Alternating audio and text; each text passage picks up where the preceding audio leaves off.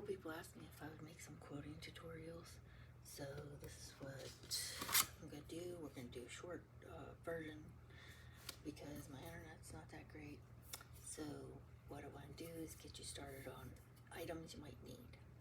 So you want to need a roller, a couple kinds of rollers. This one has a rough back on it to help you hold the material in place when you're holding it down and cutting it with your rotary cutter. And you gotta watch with this thing when you put it out. Be careful you don't cut your fingers on it, and every time you're done with it, make sure you close it again. You should have a long omni grid for cutting strips, and a nice square, at least a 12 by 12 square is nice to have.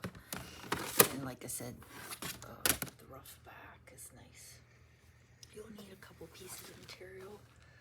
I picked a plain blue and a print blue because Grandma always said when you're starting out, she started me on a baby quilt, and so when you're starting out, 2 colors is good because it's not as confusing. So if you just do 2 colors when you first start out, that's good. If you're more experienced, you can pick more colors, but that's what I'm going to do right now, is I'm just using 2 colors. You'll need a box of pins, a magnetic pin holder, which is nice, especially if you spill your pins. It helps to pick them up. And you should have a seam ripper because I always make mistakes. A box of safety pins. I use a large roller sometimes. This is 25 foot when I'm making larger quilts, just to help measure things sometimes if I'm checking them. So what we're going to do is, instead of cutting out single little patches, we're going to do strip quilting, strip piecing, I should say.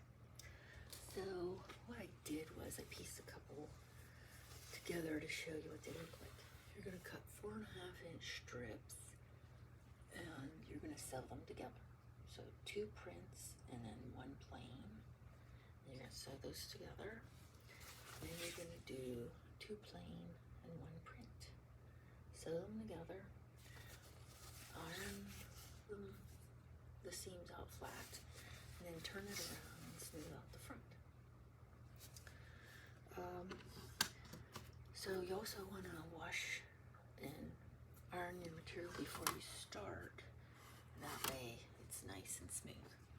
Then after you cut those, you sew those strips together. You're going to cut out 4.5-inch patches like that.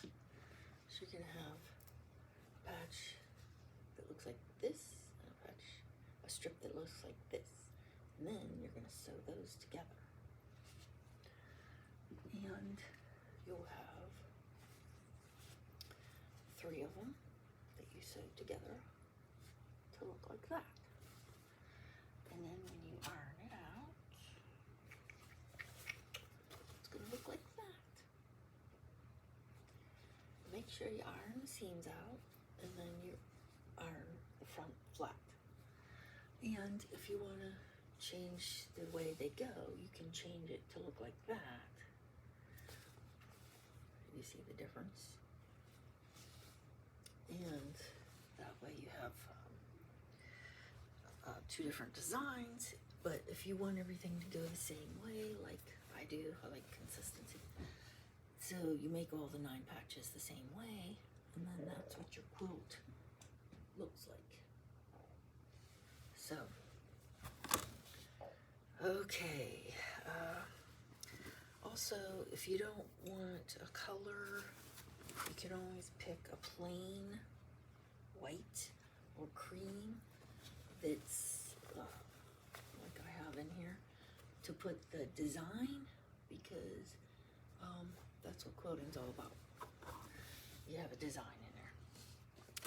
So that's where you put your stencil. If you want a little print in it, you can pick something like this.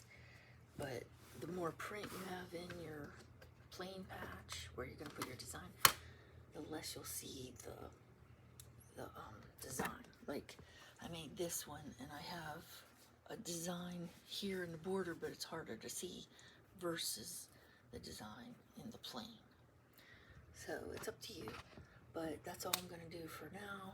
I'm up to 5 minutes here, so we'll see you in the next video. Bye.